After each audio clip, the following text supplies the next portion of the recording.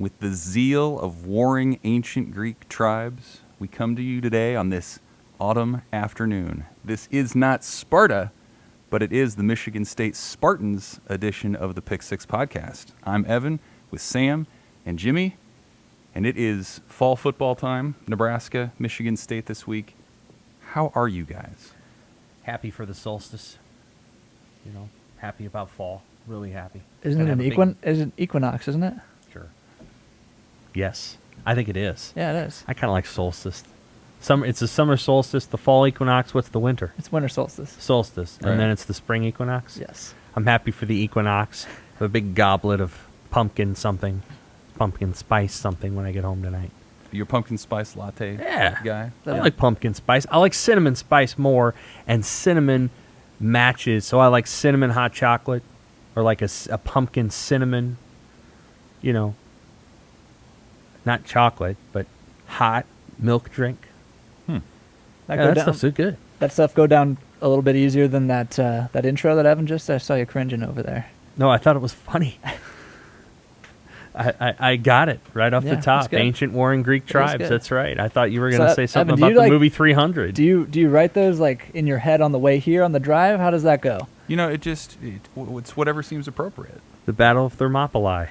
And the Athenians and the Alexander the Great. Yeah, whoever it might be. And this is one of those weeks. It's a big, depending on how it goes, it could be a Greek tragedy. If you're, Nebraska and it doesn't go well. But I just could be. We got to set the tone right. Greek tragedies are preordained, so maybe. Yeah. So are you saying Nebraska's struggles might be preordained as opposed to something that they can control week Greek by tragedies suck because you can't change them. Shakespearean tragedies involve choice. Greek tragedies are preordained. God of the machine, as they call it. We can get really deep and see which one of those Nebraska. Actually, yeah, if you think about it, maybe Nebraska's, they're under. Maybe that's why they're not getting the breaks. They're not getting they're not getting the moments. They had moments like that against Oklahoma too, right? Like they got to that, they scored that touchdown, and they're like, it was a pretty good little drive they just had there. And then they, out trots Kellen Meyer. And I usually put the score up, but I waited this time. Because, let's just see if they... And then, of course, it gets blocked and returned. And somewhere you're like, are you kidding me? The Greek gods are up there laughing, saying, let's do this thing over here just to throw another wrench into this thing. Is Persephone one of the gods? She's a... Persephone? I don't know. I'm kind of out of my depth here on Greek gods. I get so mixed up between Greek gods and Roman gods. And Greek, I think, is Zeus. I mean, that's definitely Zeus. Okay. I'm thinking Clash of the Titans, and I know that happened in Greece. So, Zeus, Artemis. Yeah. Hercules. Venus, though, is a Roman god. What about Ares? Is Ares? I think that's Roman, but I'm not sure. Yeah, see, that's where it gets milky. God of War, right? Yeah, God of War. Yeah. Okay. Well, very good. I'm glad that we've got What a start. Our philosophical standards and boundaries set here. Before we look ahead, though, let's start by looking back. Our big red idea today is this idea that what in the world did we just see? Nebraska loses 23-16 to number 3 Oklahoma, and man, it just felt like that's a game that whatever you want to take out of it, you can take out of it. If you want to be encouraged that Adrian Martinez had one of the better games that he's had as Nebraska quarterback, and the offense moved the ball, you can do that. If you want to be discouraged that they stalled in the red zone, that special teams and penalties continue, you can be discouraged. So the question I have today that we could kind of parse through, was the game in Norman a sign of progress, or was it more of the same for Nebraska? I think it's you kind of hit the nail on the head when you were describing the game script there. It's penalties. It's not finishing drives. It's weird special teams mistakes. It's the same old script that you guys have been watching a lot longer than me, but it's existed ever since Scott Frost and company came through. And it's on paper, it does look really good to hang with the number 3 team in the country. But I gotta tell you, I don't think the number 3 team in the country played particularly well that day. And that game, it feels strange to say, Nebraska probably should have won that game. And that's a place that we've kind of been in. We've been stuck in that gear, whatever that gear is. I don't think that one's on your car. But we've been stuck there for quite a while. So if you want to look to that as progress, I would ask you what progressed during that game. Well, the fact that Nebraska should have won the game, would that be progress? Right, like would you Without context, sure. If you told me 3 weeks ago, Nebraska, you were going to come out of that Nebraska game. No, I'm saying with context. I don't watched know. 2018 Michigan when they lost 56-10. So, yeah, contextually, So like if Nebraska, the fact that they should have won the game is not progress from where they were 3 years ago. From where they were 3 years ago, sure. 2 years ago. What about where they were 2 weeks ago, 3 weeks ago? If we're Sure. looking a little bit, not if looking as far Nebraska back had there. won the Yeah. game, would you discount it by saying, Oklahoma wasn't as good, or does that just come into play because? Oh they no, came win's a close? win. But the thing about a win's a win is you got to get the win. Mm-hmm. So now I can poke holes in. I can poke holes in almost all day. I'm not going to poke holes and win. If they won the game, I'd be having completely. Of course, it's progress. It's the landmark win of Frost's tenure. It can mean so many different things, but they didn't do it, which is what they've been doing. So I don't know. It's a big shrug. No, I understand what you're saying. I would say it's the first part of a 2-part movie, and halfway through the movie, you're encouraged. I think didn't think it was going to be a 2-part movie. Didn't think Michigan State was going to be a ranked team and 3-0. Thought they were going to be pretty bad, honestly, and they're not. They're better than bad. They're pretty good, and they're a 4-point favorite against Nebraska. So it feels like the first part of a whole, and not just because it's 2 road games in a row. It's this idea that you're going into a hostile environment. Dare I say Michigan State might be as hostile as Oklahoma. I think the fans will be juiced up there, literally, and there'll be 70,000 of them. I think you're going to get a pretty good showing. So I think it's the first part of a 2-part movie, and the first part says, physically speaking, Nebraska went fairly toe-to-toe with Oklahoma, and that was encouraging. And then there's also the hero has his flaws. He's got a drinking problem. No, he doesn't have a drinking problem. You know what I'm saying? I'm using the movie metaphor here. Nebraska has its flaws. It has a problem. It struggles with the same stuff that it has struggled with all along. And as a result, you walk away from that game. I remember writing about it after the game and thinking, and I wrote this in my rewind, looking ahead, the things that Nebraska did wrong against Oklahoma will get it beat in the Big Ten. They play 5 ranked teams. They'll get beat in the Big Ten. So while it represented progress from, a couple years ago, I do think Nebraska looks like a better team than last year or the year before or the year before that. Definitely. But at this moment, the game that they're about to play is so big that it really does have a get a win quality, like Jimmy's saying. Like it is, if you're going to be a good team, you actually have to win a good game. Not just beat Purdue, not just beat, squeak into a bowl game, but you have to beat somebody who's pretty good. And Michigan State, as it turns out, is a real gift to Nebraska because they're pretty good. The challenge with that is they're good enough to beat Nebraska, so it's a problem. And by the way, to squeak into a bowl game, now you do have to beat a good team. Correct. So, or at least what's defined as one right now. Sure. I think there is a small chance that Wisconsin is not very good. Their defense is, but their offense has got enough issues where by the time Nebraska rolls into Madison, that may be, and again, this sounds shocking because I have them ranked in my AP Top 25. We'll see. We'll see. They have a small sample size against a pretty damn good Penn State team. But we'll learn a lot about Wisconsin this weekend at Notre Dame. If they lose by 25, that team may have some issues. But yes, for now, it's 5 ranked teams. Yeah, I think the thing that's so interesting about the outcome is it was a similar script to what Nebraska's done, but it wasn't against Illinois or it wasn't against, Minnesota. It was against the number 3 team in the country, Oklahoma. And it feels like, I tried to look at it like, okay, what about that game kind of represents what Nebraska's become? And it looks to me, the more games they have, the more snaps that pile up, they're just going to be a team that's prone to penalties. They're just going to be a team this year that struggles on special teams.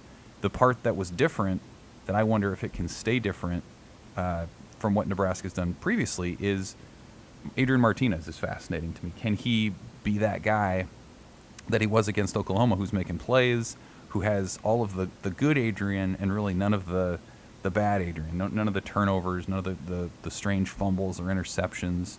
That part's interesting to me. And then I think the defense too, like no sacks, no takeaways of any kind, but yet they limit Oklahoma to its lowest point total in 5 years. I mean, is that just what the defense is going forward? And can that formula stand in the Big Ten when takeaways are king? Can Nebraska afford to get by with just getting some punts and being a bend but don't break unit? It's really interesting, and I agree with you, Sam. Like, it just feels like what worked against Oklahoma and what didn't work against them, how does that translate to Michigan State? Because the way that they play is so much closer to what Nebraska is going to see the rest of the way this season. That's right. Yep. I think there were some matchup advantages Nebraska had against Oklahoma in the sense if you take away Oklahoma's ability to make big plays, which Nebraska did, Oklahoma's a different offense. They don't love matriculating the ball downfield. Like they want to go 4 plays and 80 yards. They don't want to do the 12 plays, 80 yards. That's not what they're good at. And so they only did it 3 times in that game. Right. And then they got the 2-point thing. And how much different of a game is that if it's 21-17 going into the final drive? There's just a different edge there for Oklahoma because I feel like they might lose. Then they know if they give up a touchdown, they've lost. Not they're going to overtime. I think having the feeling of, well, even if we give up one here, we'll probably go into OT. I think frees you up a little. Mm-hmm. Oklahoma had all the checks on that final drive, and they kind of pinned their ears back, and Nebraska did not look prepared. If there was one moment in that game, other than the blocked extra point, where I'm like, ooh, that's the moment. Nebraska went out there, and they didn't look like they knew what to do. And, at Iowa last year, I know Adrian Martinez fumbled the ball and all that, but they looked like they were ready to make a final drive. Against Oklahoma, they didn't look like they were ready to do that. The line didn't remotely hold up. Second time in a row. Illinois, it happened too. To be fair, the expectations for a touchdown drive with 57 seconds left, they're really low. It's hard. Yeah. It's hard. Now, I get what you're saying. They folded immediately. Martinez got sacked immediately on the first play, got sacked 2 more times. Not great. I wrote about that. Yeah, the but next the day. offensive line, exactly. Yeah. It was like, but this wasn't even exciting. Right. Oddly enough, though, the point I was going to make before you brought that up, Sam, is I think Adrian's got more help now. That's something that I think I learned from that game. Xavier Betts beat one-on-one coverage deep down the field. Travis Vokalek being back definitely helped. Yeah, even if that means absolutely on the wheel route he was wide open. No one covered him. But it's the blocking. It's the blocking, right? Oh, yeah. Right. And so we've seen it a little bit from Samari Toure. We've seen it from Xavier Betts. I don't know what's going on with Oliver Martin, but he showed flashes earlier this season. Yeah. They got some guys. They got some guys who can get open, and that's so helpful. That's Adrian playing less hero ball. That's right. Hey, I can just drop back and someone will get open. That's a huge difference. It is. And he's playing better too. He's manipulating the pocket better. All those things will be really important for this week because I think Michigan State's got a pretty good defense and they got a pretty good pass rush. So we'll see. So before we get into Michigan State, I thought this would be kind of a good point in the season where you're third of the way through the regular season. Nebraska's got 8 Big Ten teams coming up, like we mentioned, 5 ranked. It might be a good time to revisit sort of our predictions and whether that's based on how your perception of Nebraska has changed or how your perception of their opponents have changed. So they have 8 games to go. Sam, when we put together our preseason picks for our special section, over these last 8 games, we had Nebraska going 5-3. We had them beating Michigan State, Northwestern, Michigan, Purdue, and Iowa, losing to Minnesota, Ohio State, and Wisconsin. And I guess I'm curious, do you guys, if you had it to do over again, would you change any of those predictions, or maybe if not, what are some perceptions of those games that have changed the most for you after a month of games? I think more has changed about my perception about the rest of the Big Ten than my perception of Nebraska. Right. I personally never thought Nebraska was going to beat Iowa. I thought Iowa's defense was going to be really good. It's special. It's better than I thought it was going to be. They are right now. I don't know if Iowa will finish the season as a top 5 team in the country, but that defense will keep them in every single game. Right. I feel. I mean, oddly enough, Ohio State. I know you guys were kind of after the Minnesota game, you guys, I wasn't feeling too great about Ohio State. I'm still not feeling too great about Ohio State. I don't know how you guys feel about it at this point. The defense is very, very concerning, and Yes. I don't know, their offense even looked a little bit strange against Tulsa last week. So that part has changed. Michigan State obviously has changed for the better, but it's still kind of hard for me to evaluate because I'm still kind of at I don't know with Nebraska. And maybe if you don't know by now, you're not going to know, but I still don't know. So I think in general the rest of the Big Ten is better than I thought, which is a little bit concerning for Nebraska. I think Ohio State has like a 2000 Nebraska vibe. Like they're still really good, but they have some weaknesses, and you can start to see the cracks in the team. And you started to see that in the Solich area in 2000. It was like, yeah, they're winning, but it's not the same. I'll be curious to see if Ryan Day, who is now in what year is he in? His third year? Third year, yeah. Yep, we'll see. It feels like he screwed up in not firing his defensive coordinator after the Alabama game. Now he has stripped that coordinator of play calling duties 3 games in. So I was right about that. I've been wrong about a lot. I actually enjoy kind of saying I'm wrong because it happens so often. No, I was wrong. I was wrong about a lot of these teams. I was wrong about Michigan State. Everyone else was, but I was wrong. They're better than I would have ever anticipated them being. They run a really nice offense. Their offense is pretty damn good. A little bit wrong about Michigan. Definitely wrong about them losing with Washington. They didn't lose that game at all. Michigan looks like a tough, good offense. We'll see where they go from here. I felt like I was right about Indiana. They're kind of who I thought they would be. I think I'm right about Northwestern. Minnesota, we'll see. The 30-0 win at Colorado is kind of what I expected to see out of Minnesota, but they weren't that before that game. Iowa's good. Wisconsin, we'll see. They've only played 2 games. Illinois is as bad as I thought they would be. Maryland's about where I thought they'd be. Penn State's a little better than I thought they'd be. I didn't think they'd beat Auburn. I know I said it on the show, and I gave myself credit for it on the show, on the Pick 6 podcast here, but actually, as I watched the game and watched more of it, I'm like, yeah, Auburn's going to win this game. And maybe they should have. I don't know. There were some interesting calls late in that game. But, yeah, Michigan and Michigan State are easily the 2 biggest surprises, and they happen to be on Nebraska's schedule. Mm-hmm. Those are the 2 games that you kind of like, maybe Nebraska can steal one of these. And maybe they can. Maybe they can go up to Michigan State and win. I just thought when they were going to Michigan State before the season, it was going to be, 28-17 or 28-14 or even 28-10. I don't see that now. I think it's going to be tooth and nail, field goal to win it. Hopefully not a field goal. Hopefully it's a touchdown. 28-24 kind of game. I think it's going to be a good game. If Nebraska wins it, I think it's going to be close. I think Michigan State could beat Nebraska by two touchdowns. And if that happens, what are we talking about here next week?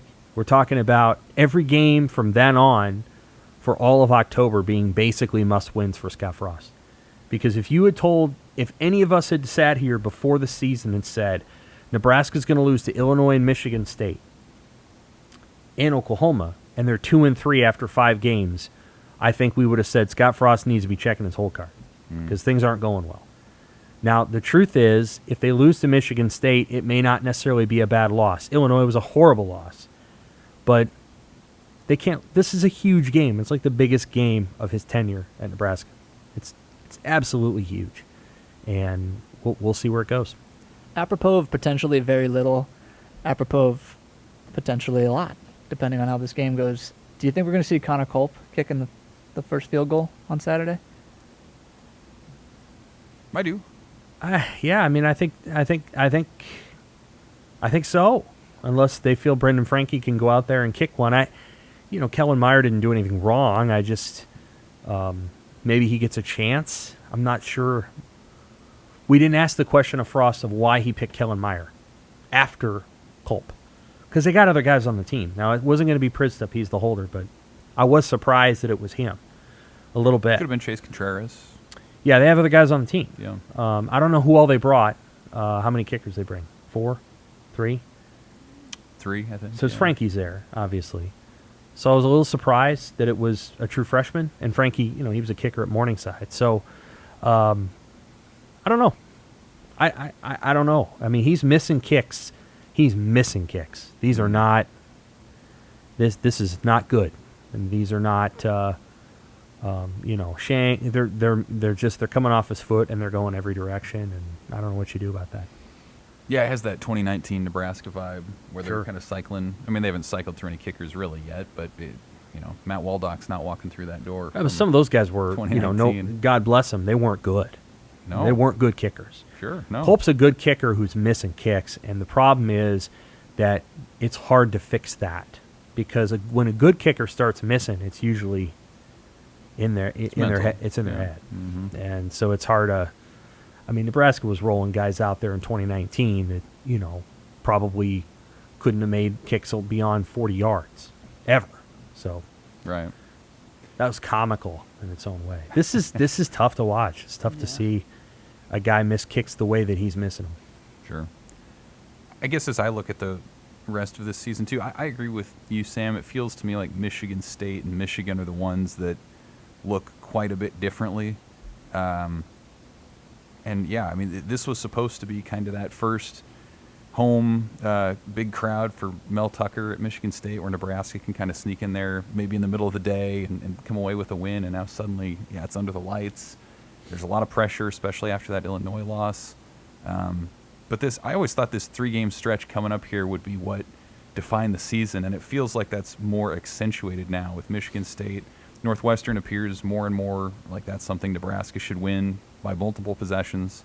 And then you come back with Michigan, who has kind of looked like Michigan of, 2, 3, 4 years ago, where they're They just look good. physical, big, athletic, Yep. know what they're doing. I'd like to see them be in a spot where they have to throw the ball a little bit. But they've been good enough where they haven't had to. Absolutely, for sure. But I'd like to see it. Sure. Yeah, they're going to face, actually, we'll get to the picks in a minute. Rutgers is a pretty good defense. They're not, I don't know how good of a team they are, but they've been pretty good defensively so far. All right, 3-0, 2-1, 1-2, 0-3. You just named the 3-game stretch. What's the record? Mini season. Well, I think they're going to beat Northwestern, so it really comes down to the other two. 1-2, 2-1, or 3-0. 2-1. Okay, Jimmy? I'm going 1-2. Who do you think they're going to beat? One of Michigan or Michigan State? I don't know. I think they can beat one of those two teams. I don't know which one. Okay. I really don't. Because as much as we're figuring out about all these other teams in the Big Ten, I still feel like Nebraska is one of the more unknown teams. You mentioned Minnesota and Wisconsin as kind of those teams that you don't Yeah. really know. Michigan is kind of that team too. I mean, Nebraska is that team. If you're looking at Nebraska, how do you stack up a team or size up a team, evaluate somebody that lost Illinois the way that they did, and then hung with Oklahoma on their own field? I mean, the it's offense struggles. I mean, they pack up yards, but they don't score points, and I don't know that they can change that. I mean, I think Nebraska looks like about a 28 to 31 point a game offense. Yep. At best, when they're at their highest. Maybe they can get above that, but they scored 28 against Buffalo, and so I think the offense is kind of a known quantity. Maybe it can get a little bit better, and I think we have a pretty good idea after 4 games of watching this defense what they're going to struggle with if they struggle, and what they're going to be successful at if they're successful. Struggle, getting off the field, stopping teams that love to run the ball and do play action passing, and that love to just eat clock and drain the clock and win 28 to 21. If you think you're going to get big plays on them, think again. But I tell you this much, this kind of defense can be very frustrating to watch, because even though they're pretty good, those third downs become more and more and more heightened as the season goes on. And it's like, here we go, here's another third down. Got to get off the field. They don't get off the field. Like, that kind of stuff can get demoralizing over time. So I think we know a lot about Nebraska as a program. Like, we've watched this team, and I think we have a pretty good sense of what they're trying to do. The question is, how well does it interact with some of the other opponents? And we're going to start finding that out this week. I mean, Michigan State is a good opponent for Nebraska to measure itself against. Well, let's get into that. And I think we heard about this after practice today, and I think this is going to be one of the main keys of the game is how does Nebraska's run defense stack up against Michigan State and Kenneth Walker, who's been one of the best running backs in the country. Michigan State's been a top 5 rushing team to this point. So I just wanted to throw out a couple things here. It's been interesting to see the caliber of rushing offenses that Nebraska has faced in the last few weeks. It started with Illinois, and then statistically it's gone up with Buffalo, and it's gone up again with Oklahoma, and now it's going up even more in Michigan State. And right. What I think is interesting about this matchup is, and I think you guys would agree, when you looked at Oklahoma last week, it felt like they could have run the ball more, but it really wasn't in their DNA to do it. And they were more of kind of an edge rushing team. They wanted to get around on the edge. They wanted to use their speed. Right. Michigan State is going to come right at you.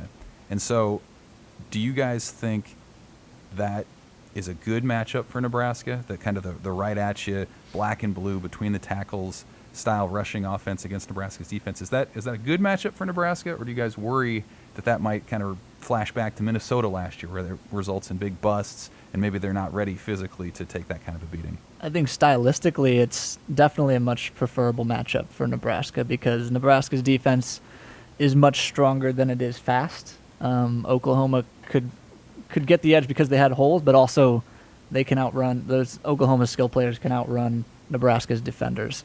Whereas Michigan State, I mean, Kenneth Walker, second in the country, and he's first in the country in rushing. He's second in the country in yards after contact per carry. So he's, even if you know where he's going, that's only half the battle. But at least you kind of have an idea of where he's going. You know, DeAndre Thomas was saying today that it's pretty simple. As long as everyone just stays in their gap, they'll be okay. Easier said than done, obviously, when Walker's as good at the cutback stuff as he is and as explosive as he is. But, yeah, stylistically, Michigan State is definitely, and they've all been saying it all week, we prefer the guys who run right at us. I think Kenneth Walker, if he gets 5 yards, he's really hard to slow down because that's a guy who, once he gets his momentum going one way, he has a really good ability to cut it back, and he's got good vision, and so he does a nice job of setting people up. He's got a good cutback move. They have a good cutback play. I feel like Miami, they took advantage of that, and I don't know that Nebraska is going to allow that. Nebraska is a little slower to go. They do a little bit more with their inside linebackers that makes that play a little harder to execute against Nebraska. But then again, you go back and you watch him against Northwestern, and he did it there too, against a defense that is kind of slow to go and can do some of the things that Nebraska can do. I think it's pretty concerning. I think you have to be able to get him on the ground within 1 or 2 yards of the line of scrimmage. If you get him more area and more oxygen, he's going to do some damage on you.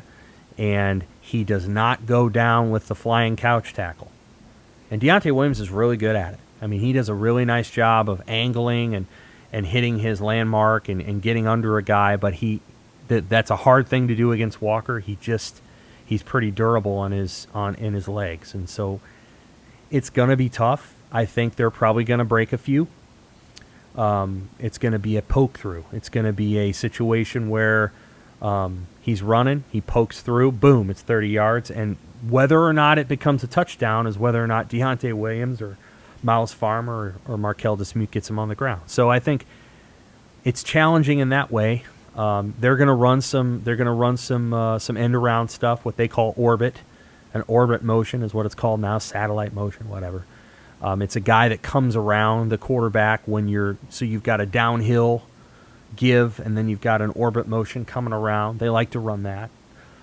That's a play that Michigan State historically has run with their offense, so they'll probably throw one of those in there. And then they've got a nice screen game. I mean, they've got a nice pass game off of their main run. So we'll see. You know, I think it's going to be tough for Nebraska at times, and they're really going to have to do a good job of tackling. What I will say is they play other teams in the Big Ten that do this. So that Iowa, although they have a different scheme, Iowa has a lot of cutback runs. Wisconsin has a similar scheme to Michigan State. So you're not going to go into this game going, well, this is something we haven't faced, like the triple option. They're familiar.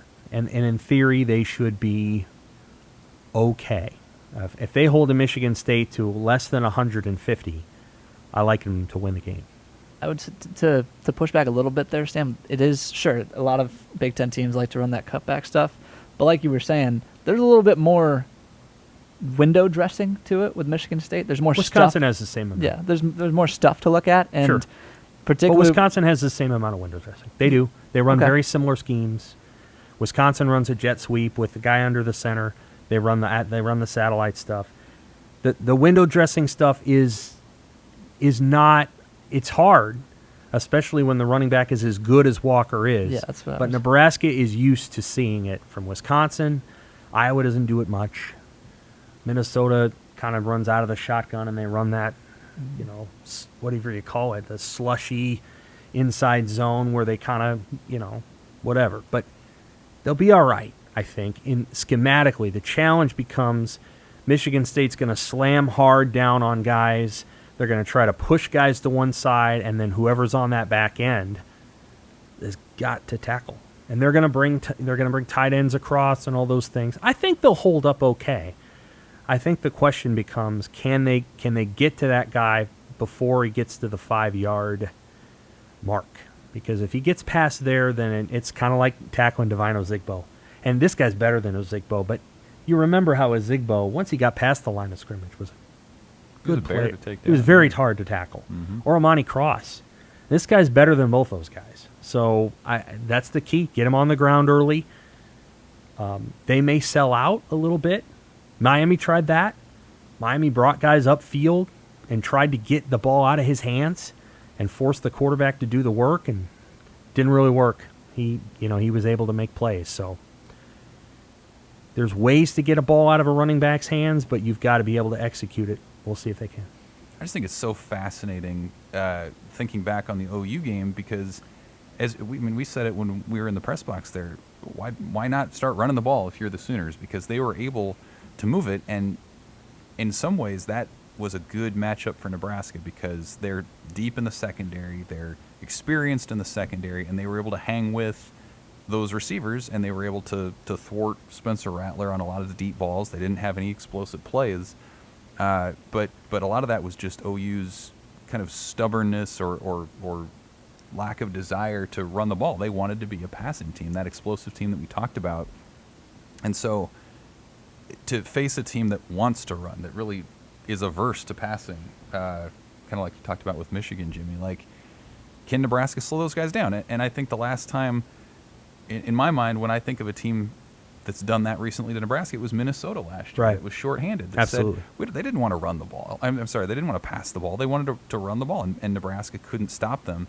And part of the whole north-south style of running means you're getting through that line quick, and that means if you're in the wrong gap, that's going to go for a big play, whereas some of those edge runs that OU or whoever else might do, you can kind of come over and fill in, and those aren't going to break for those big chunk plays as much. So I think it's a really a telling game for Nebraska about where it is in terms of its gap assignments, its integrity in that Right. regard. And if it can bottle up Walker and limit those big plays, I think they're in good shape. But, man, if those 5-yarders turn into 30, 35, or house calls or whatever, they're in for a tough one. Agreed. Yeah. I mean, it could very well be 10-7 at halftime, and you look at the game and you're like, this isn't going the way Nebraska wants it. Or you could look at the game and go, this is kind of what Nebraska wants. They just have to execute better. Like, you'll be able to tell based on what Michigan State's doing, and if Michigan State wants to stay on the field, Nebraska wants to get them off the field. If Michigan State stays on the field for, 19 or 20 minutes in the first half out of the 30, that's a problem. Yeah. It's not where they want it. So we'll see. How about on the other side of the ball? I mean, I think this is maybe the biggest key to the game, but how about Nebraska offensively against Michigan State's defense? What's the important thing to watch this weekend? Well, I think this is where the offense can help out the defense. Just keep drives alive, give the defense a chance to rest, because when they're in there, they're going to be pounding hats on other hats. And, I mean, Hats on hats. we have no reason to believe at this point that Nebraska can consistently run the ball against anybody. So, manufacture some quick passes to replace the run game and just try to, Martinez scrambles. Those will be useful. But, they're down a running back. The offensive line it's to the point where basically for them to successfully run the ball, they kind of have to telegraph they're going to run the ball. They kind of have to throw these big bodies on the field. They're playing Teddy Prochaska. Yeah, when he's on the field, you kind of It's like, yeah, the left ball. The left tackle is playing tight end. Okay, let's get ready for this. And that's not a place where you want it. If you can make it work that way, okay, sure. Maybe that's a go one-off. nuts. Like we did Teddy at number 46. Right, Yeah. right. And so and if it works, sure, that's great. And, Right. and you can, by the way, that's probably part of the reason why the Vokalek wheel route worked so well last week is because Oklahoma got used to seeing these big guys on the field and they're thinking run the ball, and Vokalek ran behind all of them. So you can do stuff out of that, but you are so much more predictable when you're doing that kind of stuff. And they they need to survive. They need to keep that time of possession even. I mean, ideally in their favor, but the way Michigan State runs the ball, even it would be a victory, in my opinion. D'Eriq King, who is the quarterback for Miami, good player, I think. He had 4 turnovers last week, 2 interceptions and 2 fumbles. And, I'm not saying that's going to happen to Martinez, but what I will say is that this is a team that essentially forced Miami to be one-handed very quickly. They took away the run game. Miami couldn't run the ball. And then, D'Eriq King would have plays, but then he would give it back on turnovers. Nebraska has to try to avoid that. They have to try to avoid situations where, it's Adrian Martinez only running and scrambling around. They have to find. This is where you're like, hey, let's find a workable run game. 100 yards. 100 yards would be good. It does. They run the ball 32 times for 115. It's not great, but maybe that's good enough. That kind of deal. And you remove the sacks from it. If you can run for 110, 115 yards, maybe you can throw it for 250, and you pull out a win. I mean, I'm excited to watch this game because I feel like this is the first time this year, A, that I feel really good about what I think of Nebraska and what I think of their opponent, and B, it's a huge game. Like, the players know it, the coaches know it. They got to win this game. They have. If they don't win it, the season gets very intense very quickly, because then it's like, well, now you're down 2 wins that you thought you were going to have, or at least the fan base thought you were going to have, and now that you're down those 2, you better find 2 others. And where are the 2 coming from? And I would agree with Jimmy. Probably not coming from Iowa right now, in my own mind. Now maybe that'll change. You never know. I mean, they could have. Iowa's been known to have a bad stretch of games where their formula works and then they play somebody and they lose. So, maybe I'll change my mind. But for the time being, Iowa looks pretty tough. And like I said about Michigan, Spencer Petras is down 10-0. I'm not feeling great. Not feeling great about him. Right. The other thing about when you look at the task ahead, too, I went back and checked. Of all of Nebraska's wins under Frost against FBS teams, the best wins came against teams that eventually finished 7-6. So they played Michigan State in 2018 and Minnesota in 2018. Both finished 7-6. Those, by final record, are the best wins that Nebraska's had under Frost. They haven't beaten a top 25 team of any kind. So when you look at the challenge ahead, you're essentially saying you need to have multiple victories that will be the best that Nebraska's had under Frost the rest of the way to make a bowl game. It's a tall task. That'll open your eyes. Let me ask you a question, Evan. You've covered this team the whole time with me. Can you allow yourself to look back on 2019 and 2020, big picture here, and say to yourself, things were so dysfunctional that we almost have to have grace for the things that were not achieved during those 2 years? To a point, yeah. I think so. Well, so part of this is like the whole year 2 idea, this idea that everything takes off. The best coaches, those teams take off in year 2 of wherever they are. One thing I've often thought about with Scott Frost's teams is that when he took over in 2018, it was the first year that you could have those early recruiting classes. And that, I think, makes a big difference. They had 3 weeks to get that first class in, and essentially you can't count it. The 2019 group, they redshirted all but I think 4 of those guys in that entire class. And so they kind of delayed things again there, knowing that they had more of a runway to build things. And then COVID hits, and again, Let's say they didn't that handle affects COVID everybody. as well as they could have. I don't think they did. You don't think they handled it as well as they could have? No, I don't. I think they would say in hindsight that they would have wished they would have done some different things. They brought back the players too early, would be one thing they I would think say. they would say that. I believe that would be said, and I think there would also be a sense of, again, this is disputable matter, that maybe embroiling some of the players in a lawsuit was not, in the long run, the most healthy thing Maybe to not. do for anybody. Because there's an argument that Nebraska brought them back. I don't believe I don't believe it. I'm not trying to be rude to any of those players or their parents or any of that. I believe it was Ohio State. I do, and their parents and their players and Ohio State's desire to play for a national championship, and their doctor inserting himself in that got the league back. But I don't want to get sidetracked there. The point being that I could make an argument that Nebraska's back to where it was when it ended the 2018 season, and that the things that happened in 2019 and 2020, although in many ways on the head coach, would people view that, would the powers that be view it with, grace of saying, this is what happened in those 2 years were really, really bad, but they were the byproduct of a guy who is still learning as a head coach. What are you talking about from 2019? What would That was a very dysfunctional team.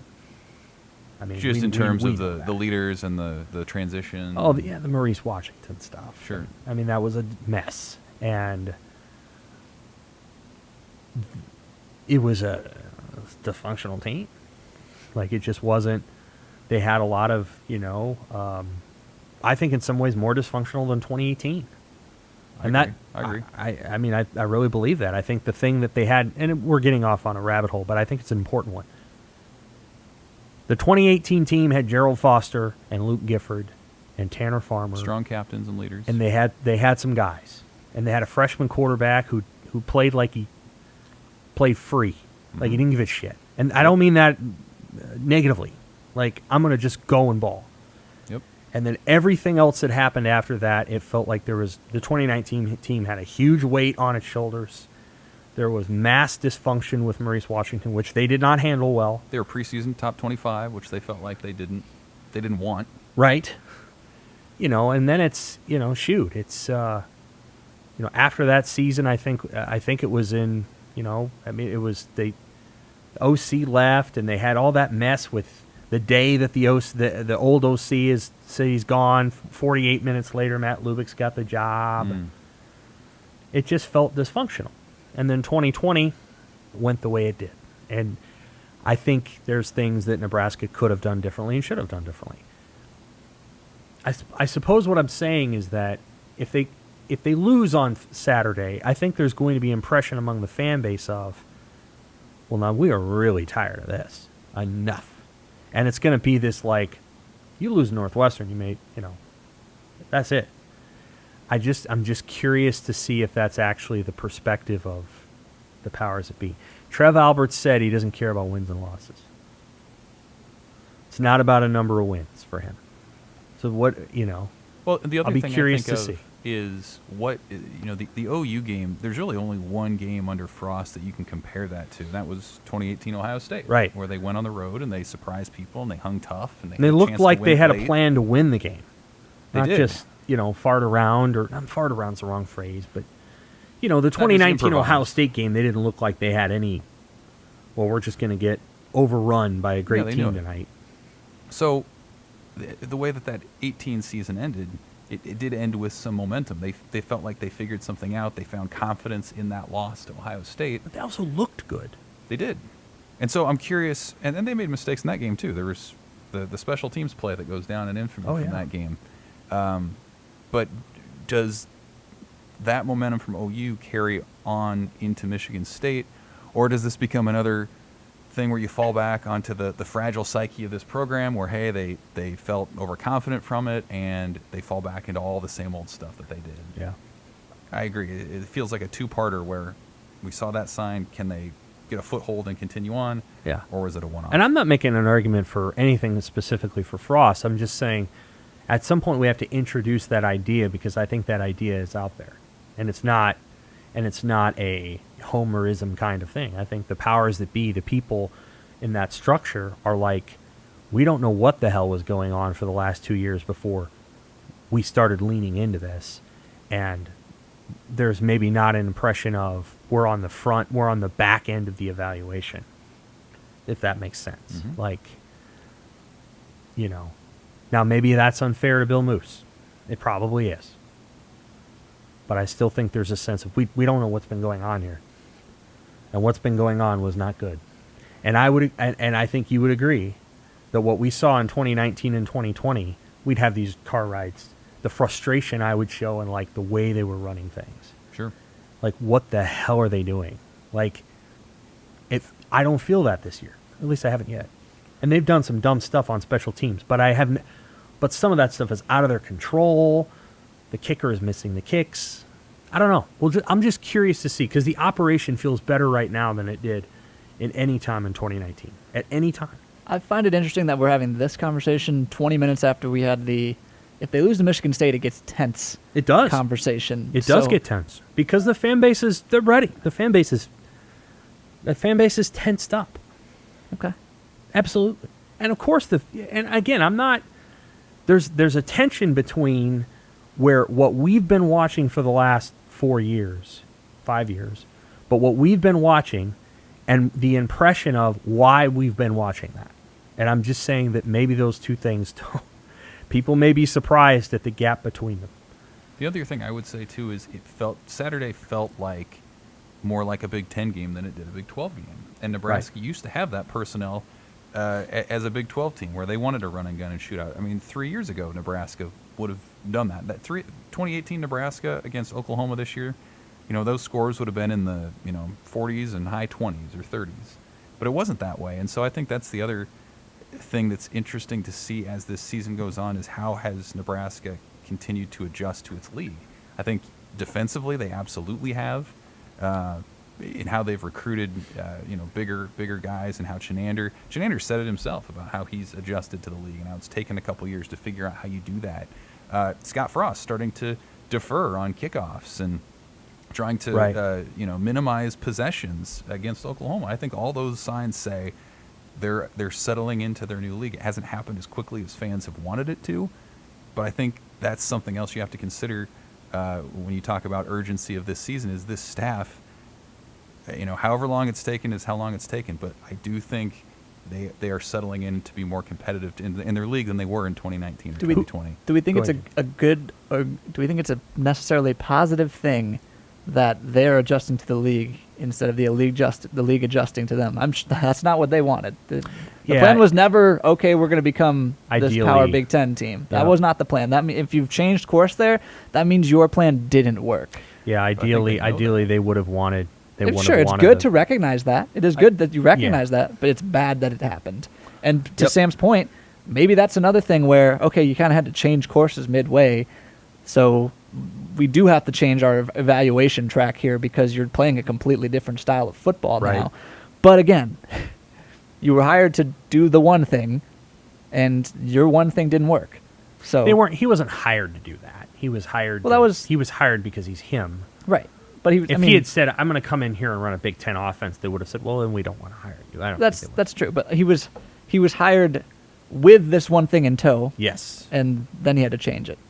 Yep. Rephrase. He did. No. It's absolutely true. Like it's there's really one team that does it, and that's Ohio State, Penn State to some degree. It's hard. So I guess what I would say, if they get a different head coach going forward, let's say in 2 years or whatever, next year, it's probably going to be a guy that has an understanding of the league that they're entering. And I do agree that I think Frost, was probably a little too whatever about that. And he did. He said it right at his first press conference. When he said it, I was like, okay, we'll see. And incidentally, for, in 2018, it looked like that was going to happen. And then it just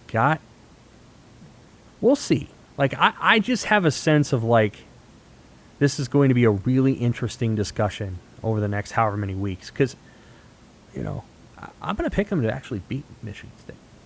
So I think they're going to win. I could be wrong. But the discussion that we're going to have is going to be interesting, and it's going to be nuanced. Who are the coaches on the team that seem the most urgent and the most whatever to you?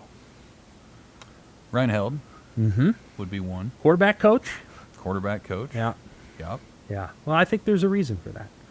I think those guys are the quarterback, the line, Sean Beckton. all those guys, they need to get it in gear. The offense cannot function, and Scott's the coordinator of that. I get it, but the offense can't function scoring 22 and 16 points, 19 points a game against Power 5 teams. But we talked to Chenander today. Chenander looks. I mean, he's worried about the game, but he didn't. There's not that doesn't matter. There's not that energy. Right. That sort of weird, intense energy. I don't get that off of Tuioti either. No, Tuioti was confident in his guys today. Yeah. No doubt. So I think you're starting to see a little bit of where I guess what I would say is that I think Scott Frost in some ways could be detachable from his staff. Well, how that about they might, How about Luke Reimer saying that one of the defense's mantras is "put out the fire"? That's not what you want. Wow, that was in reference to some of those quick change situations. And why did those quick change? I get it. What happens when there's a quick change and then the defense Sure. comes? I on the think field? Jimmy's probably somebody on else messed up. He's a little bit onto something here in the sense that I do think that defense I'm not saying imagines itself having I'm to not do saying this, the defense you know. has a dartboard with Matt Lubick and Scott No, Frost's no. face on it in But there's whatever a- part of the locker room they hang out in. I'm just saying that is telling. I A think little there's bit. a condition. A little There's bit. a conditioning there of understanding that the offense has been, and honestly, special teams has been mistake prone. I mean, when you have 3 weeks in a row where someone's going back to return a punt that you just forced and they can't figure it out, and you got to go back out there. Well, I guess they didn't with the safety, but they kind of did. You got to go back out there. You'd get a little cynical, little condition. Incidentally, we're talking about Nebraska adjusting to the Big Ten. The defense is Exhibit A for that. I mean, that whole plan for that unit was to get those tackles for loss, to get the takeaways, Havoc. to give it back to the offense, so they could score a bunch of points. And what does it become? Put out the fire. It's become, let's get us off the field so the offense has another chance because they're going to need another chance. I think that's absolutely emblematic of how Nebraska's transitioned in the last. And few Nothing. years. Just get the special teams right, man. It seems so simple, It really does. Seriously. And to your point, that they go from turnover, create havoc to now it's kind of like, sure, they still want that. Everyone wants that, but the idea, it's bend, don't break. Absolutely. That's what it is. And it's a nice little Just don't points give away the prevention game. option. Yeah. The problem comes in when the other team eats 33 minutes off the clock when in the process of doing it. Because then what happens is it puts pressure on your offense to match it. Nebraska's offense hasn't matched it. Go to picks. Picks. I gained one last week. I don't know exactly if I've got it in my thing here, but I gained one. Scorer always wins. I went 8-4, and you guys went 7-5. So, what the upshot of that is I improved to 21-13. Evan, you are 3 ahead of me, so you're 24-11, and Jimmy is 25-10, I believe. I think that's how it works. No, that doesn't add up. I was a game ahead last week. 25-9. 25-9. Jimmy's 25-9. You're Okay. 24-10. I'm 21-13. There it is. We only have 10 this week. It's not a great week for college football. We'll have 12 next week. It is a great week. Missouri Boston College. It's in Chestnut Hill. Missouri. MIZ. I'm going to Missouri as well. I think Boston College is looking ahead to Clemson. ZOU. Boston College. Clemson, North Carolina State. This game's at North Carolina State. North Carolina State has its moments. Clemson's offense looks a little bad. Yeah, Clemson could use a few moments. I still go Clemson. The talent's just too much. Clemson. Sam's trying to sway here again. Yes. Clemson. Texas A&M, Arkansas. I think this is always played in Arlington, so it's a neutral site. Game, both undefeated, both in the SEC. Texas A&M. I'm not sure Arkansas should be ranked. That's my take. Fair enough. I'm with you. The Colorado win was a little concerning, but A&M. Arkansas. Oh. Iowa State at Baylor. Iowa State. Yeah, I'll go Iowa State, too. I'll take the boys from Ames. Rutgers at Michigan. Everyone Michigan on this one? Yeah. It was a great game last year. It was. Noah Vedral almost pulled it out. This is not a game for those who enjoy aesthetically pleasing football. Illinois at Purdue. Somebody's got to win. Let's go Purdue. Yeah, Purdue. Illinois, it blows my mind knowing what I know now that Nebraska lost to Illinois. That team is so bad. Purdue. I don't know if I said that yet, but Purdue. Purdue.